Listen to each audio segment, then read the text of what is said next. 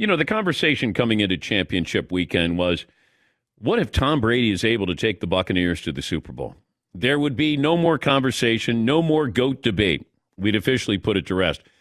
I don't know if that was ever a conversation people were having, that Brady's not the GOAT, but that's what I was told. Well, that'll certainly put it to rest. If you look at what he's going to go through this year, if he beats Drew Brees, he beats Aaron Rodgers, he beats Patrick Mahomes, okay.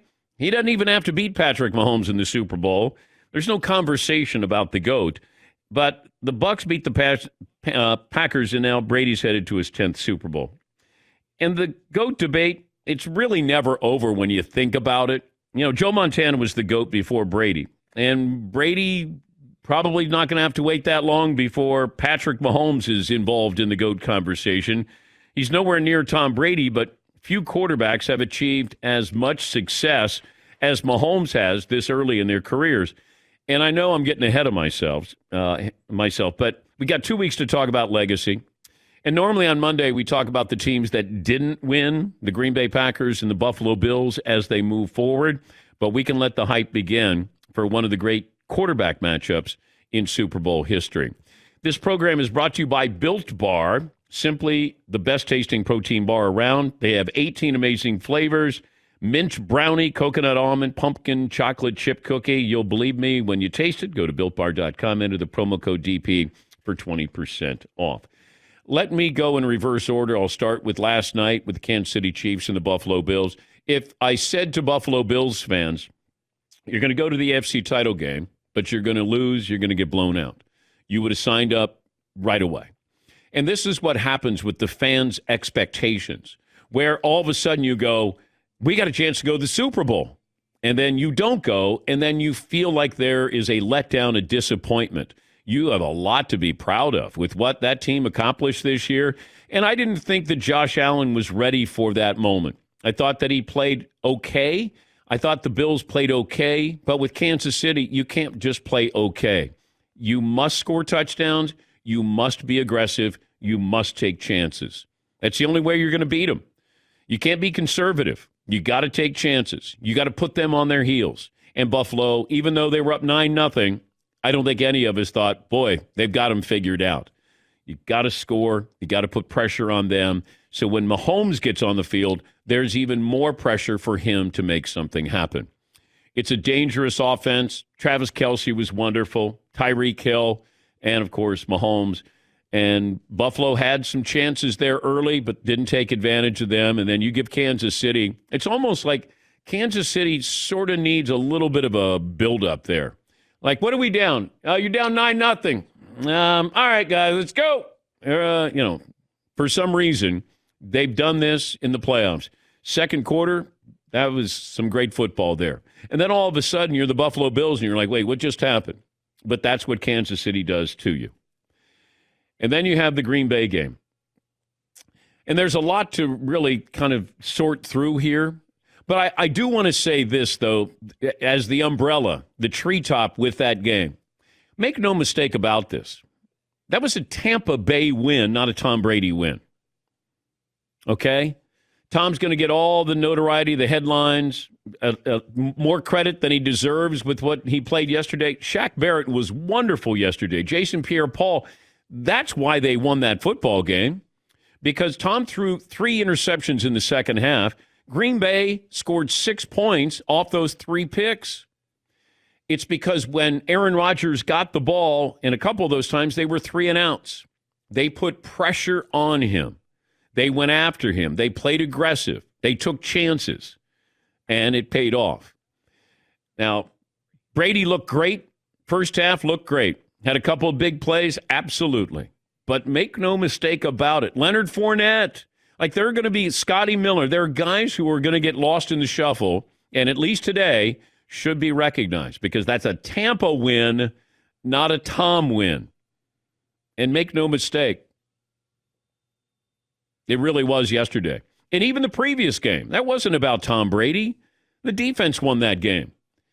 And the defense will win the Super Bowl for Tampa. If they win, the defense will win it for them.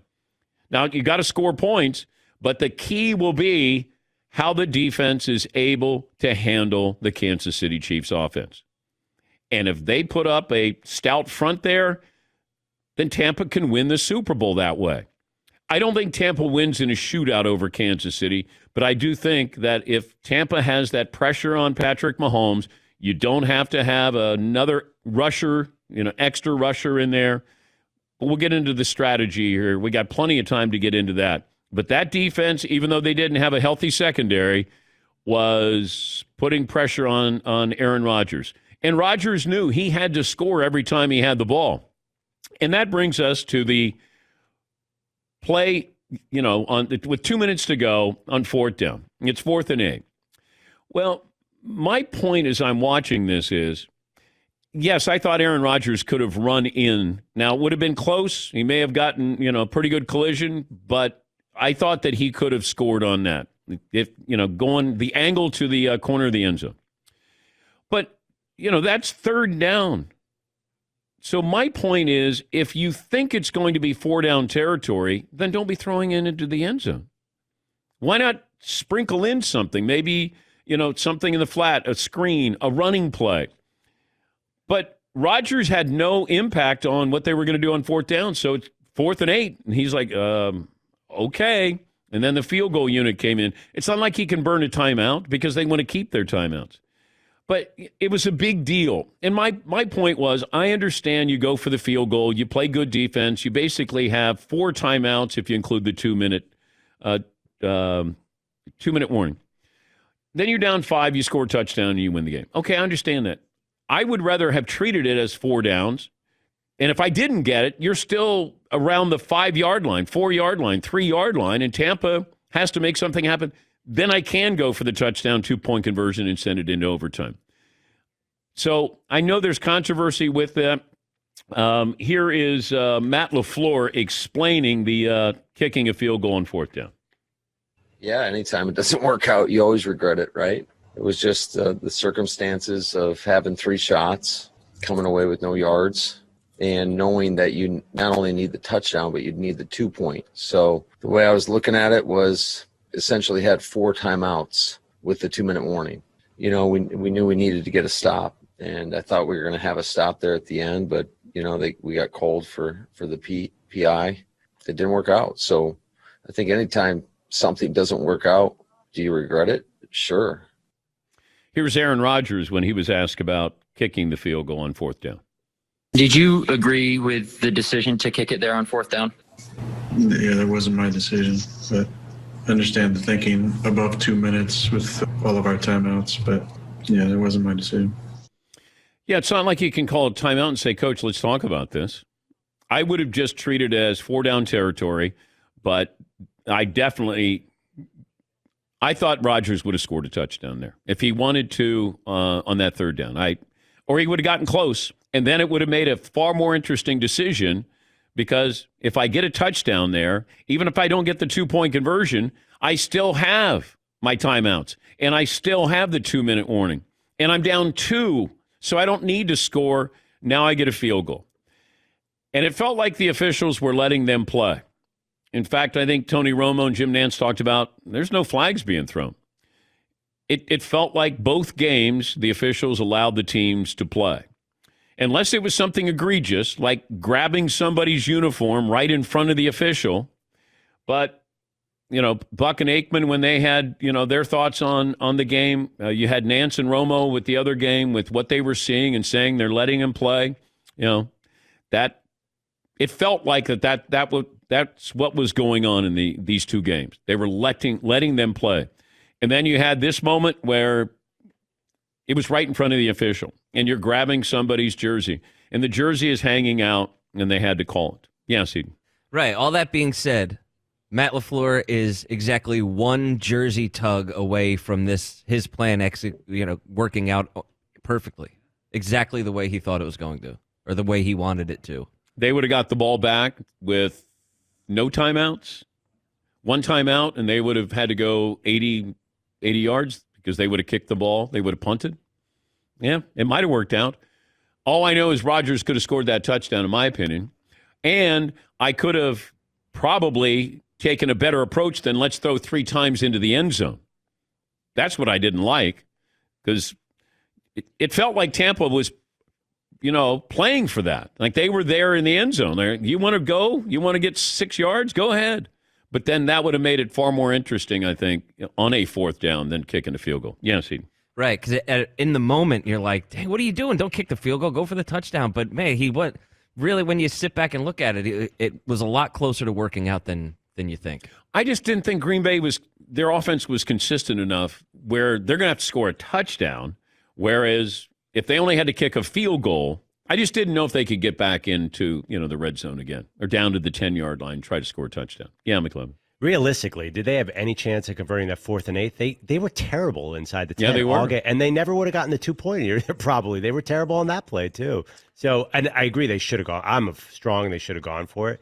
But not like they would have won. You're right. If Rodgers had run down the 1, that's how you would win. That would have won it because you would have gotten close enough. All I know is if you score a touchdown, you at least have the opportunity for a 2-point conversion. Worst case scenario, you have a chance to tie this game. That's what I said in the moment, and my opinion hasn't changed. Yeah, Paul. And I think you said it right. You don't get the gift of 3 Tom Brady interceptions in one half ever. I don't know if he's ever done that in his career, 3 in one half. And he did it at your home field. You had the weather, you had everything. That's what, if you're a Packer fan today, you're like, we had it. If you're a Cleveland fan last week, you're like, we had our shot. Yeah. We had our opening because Mahomes is on the sidelines. You don't get those a lot. Got to take advantage of them, especially against quarterbacks like this. That's why if I'm the Browns, that stays with me because you had Mahomes out in the fourth quarter. You had your chance, and you may not get another chance. It may be 5, 7 years, 10 years down the road. Yes, McLevin. I kind of felt like the better team lost last night after that game. Did you feel that way at all, the way you're talking about it? Buffalo? No, I mean the Packers. I feel like they were the better team at home, and they just didn't win. I felt like they should have, kind of like what you're saying, felt like they should have came away with it, but I might be fooled by the fact that I sort of underrate the Bucs. I thought the Buccaneers pass rush won that game because all of a sudden, and you have a depleted secondary. And they were still able to make plays. They put pressure on Rodgers. And really I thought Brady gave them a lead, almost gave away that lead. And that defense they said, we're not going to lose this game. Yeah, Paul. A lot of people talk about the second half, but that, the Rodgers was bringing them down at the end of the second quarter, maybe 4 minutes left. They didn't get the touchdown. Brady's about to run out the half or maybe get a field goal. And they find Scotty Miller on a 50-yard bomb when that's the only play in the playbook is to throw it in the end zone to somebody. That would bother me for a decade if I was a Packer fan, that play. Now, if it's the New York Jets, I understand that you do something stupid like that. This is the Packers in the NFC title game. Why you're not in zone, keeping everything in front of you, I don't know. Worst case scenario, if they kick a field goal, okay, they kicked a field goal. Not a touchdown. Nobody gets behind you. Absolutely. That's high school stuff. Even then, you'd be mad at your high school team if they did that. Yeah, Todd. A field goal is just 17-10 for it to totally collapse into a 21-10 halftime situation. Then it ends up becoming 28-10. That was key to the momentum to start the second half.